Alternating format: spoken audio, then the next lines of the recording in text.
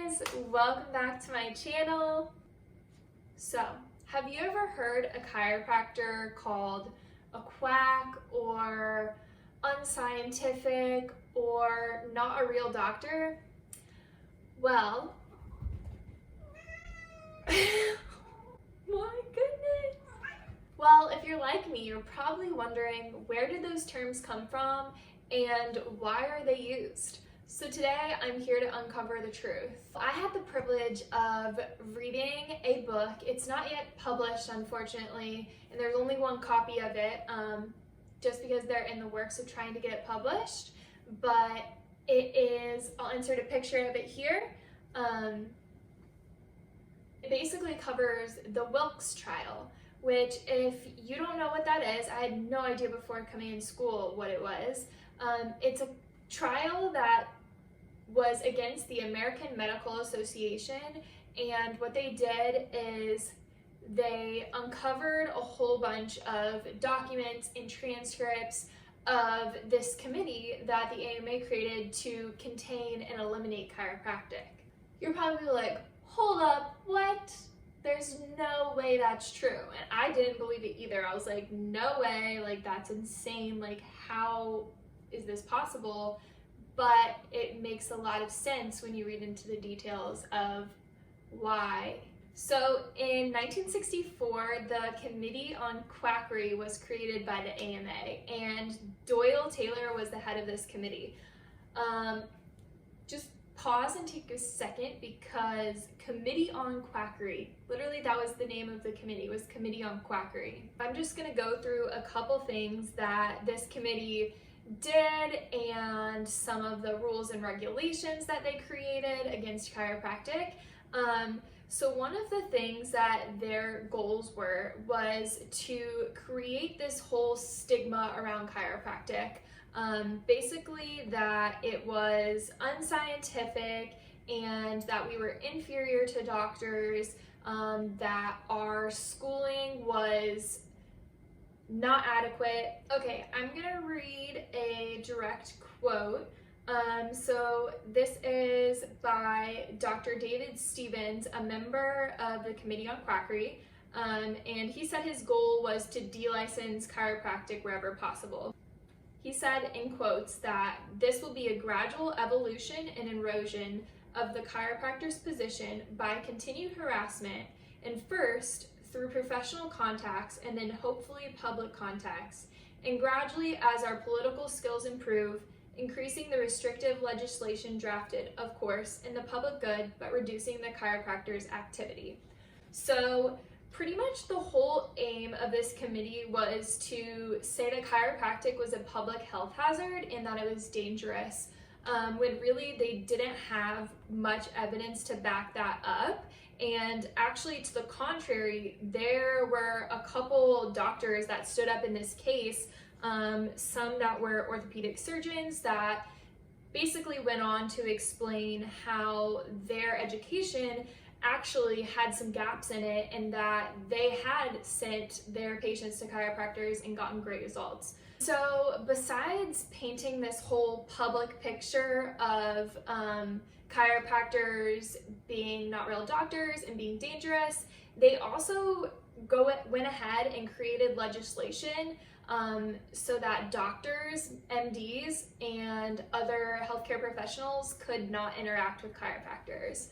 So for example, the AMA also partnered with a whole bunch of different organizations such as the American College of Radiology. So one of the statements that was published was that radiologists would break ethical codes of the AMA if they took and read x-rays for chiropractors. So this was really a struggle for chiropractors, because a lot of us use x-rays in our analysis to determine where we're gonna adjust. And this caused us to have to find a different way around it, which ended up being a lot of money because we had to buy our own x-ray equipment. So that was one thing that kept us out of the radiology field and the hospitals. And also MDs weren't allowed to associate with us or associate with patients that saw chiropractors. it was against their code to associate with somebody who's not practicing medicine. We also, as chiropractors, we didn't receive federally funded research grants, so people like to say all the time, oh, there's no research in chiropractic. You wonder why that is, because we don't have money from pharmaceutical industries and federal funds to fund our research. So there's a ton of research out there, it just is not as huge as the medical field's research. One of the big things that it took us a long time to fight for was insurance equality. So for one, we wanted equal insurance to get insurance opportunities just as much as MDs do, so that our patients would also be covered under insurance. And one of the things that this committee did was persuade the National Council of Senior Citizens to oppose inclusion of chiropractors in Medicare. So they pretty much tried to exclude us from everything. So one of the people that this book mentions, his name is Robert Throckmorton, and he was on the General Council of the Iowa Medical Society. And in a regional medical meeting in 1962, Throckmorton presented the idea of a national plan to contain and eliminate chiropractic. In quotes, he says, "I recommend that the AMA, each state medical society, and each county medical society consider the formation of a special committee on chiropractic." He also said he listed the steps to be taken as encourage ethical complaints against chiropractors, oppose chiropractic inroads in health insurance and workmen's compensation, deny chiropractors hospital privileges to starve them of the status and prestige of treating patients in the temples of modern medicine, stifle chiropractic colleges. So that was one person, and this whole committee was created to do just that. So another thing that I never really understood about chiropractic was why there was so much division between us chiropractors, why there are some groups saying that, you know, this isn't real chiropractic, you shouldn't be doing this, or like your technique is wrong. Like there was so much inner hatred between chiropractors, and I never understood this because we all have the same goal of helping our patients live their most optimal life, and it doesn't matter what chiropractic technique you're using, because at the end of the day they all get results. And so what was interesting in this book is this quote by Mick Andrews says, "During the course of this trial, you will find out, and the plaintiffs will make no effort to cover them, that like any developing profession, there are warts.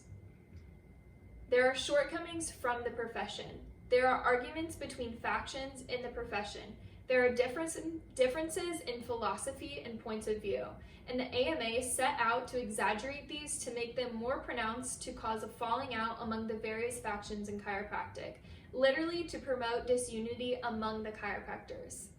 And that quote right there made so much sense in my mind of why that is. So for the actual trial in October of 1976, Chester Wilkes and 4 other chiropractors, along with George McAndrews as their lawyer, set out to open up a case against AMA.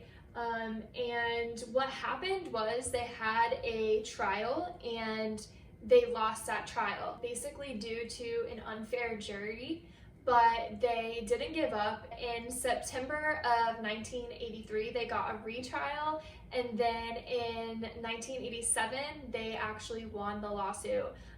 So after 11 years of battling this organization to really get the truth out there about chiropractic, was an incredible journey, and that is why this stigma is still kind of around today. And not only was this trial about chiropractic, it was about all of the alternative holistic medicine, because ultimately it was affecting everybody. They were also going after those professions as well. And if you guys haven't caught on, one of the biggest themes here was surrounding money.